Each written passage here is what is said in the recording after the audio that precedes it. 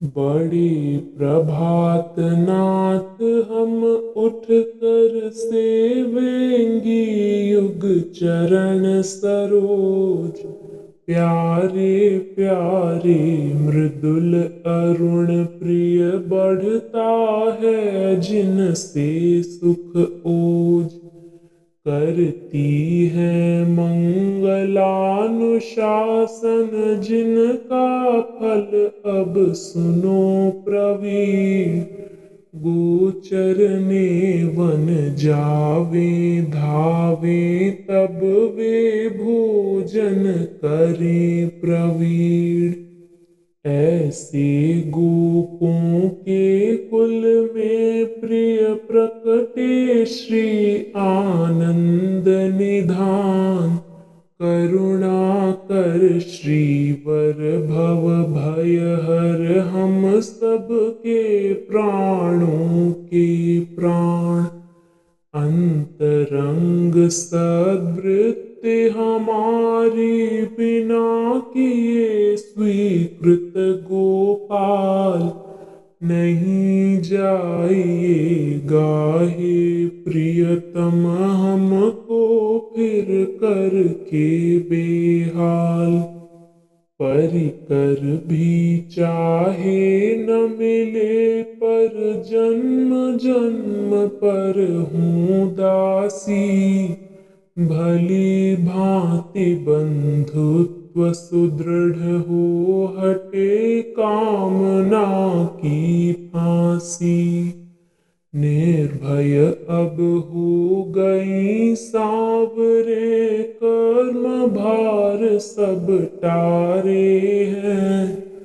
हे जानू जी अब ये ही मन के छंद हमारे हैं।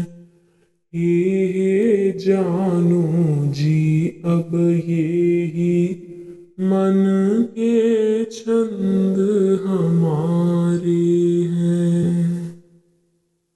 इस पद में गोपियां भगवान श्री कृष्ण के प्रति अपनी भक्ति, समर्पण और सेवा की गहरी भावना व्यक्त करती हैं। वे प्रातः काल में भगवान की सेवा करने की इच्छा प्रकट करती हैं और उनके चरणों की सुंदरता का वर्णन करती हैं। गोपियां कहती हैं कि भगवान के मृदुल और अरुण चरण कमल उनके लिए सुख और ओज का स्रोत है। वे उनकी सेवा करते हुए अपने जीवन को धन्य मानती हैं। वे मंगल कामनाएं करती हैं और बताती हैं कि भगवान के चरणों की सेवा करना उनके लिए सबसे बड़ा सौभाग्य है। गोपियां भगवान के गोचरने के प्रसंग का उल्लेख करती हैं। जब वे वन में गोपों के साथ गौओं को चराने जाते हैं, इस दैनिक प्रक्रिया को याद करते हुए वे कहती हैं कि ऐसे गोपों के कुल में भगवान श्री कृष्ण का जन्म होना एक महान आनंद का कारण है। भगवान श्री कृष्ण को वे करुणामय और संसार के भय को हरने वाले बताते हुए कहती हैं कि वे उनके जीवन का आधार है। वे भगवान से प्रार्थना करती हैं कि उन्हें कभी भी अस्वीकार न करें और उन्हें बेसहारा न छोड़ें। गोपियां अपने समर्पण को और स्पष्ट करते हुए कहती हैं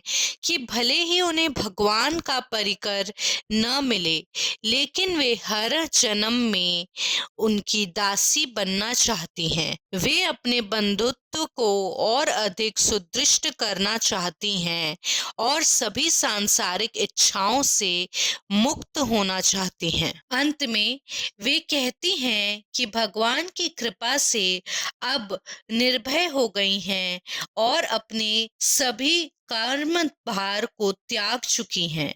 उनकी भक्ति और समर्पण का यह भाव दर्शाता है कि वह अपने प्रियतम भगवान श्री कृष्ण को ही अपना सब कुछ मानती हैं।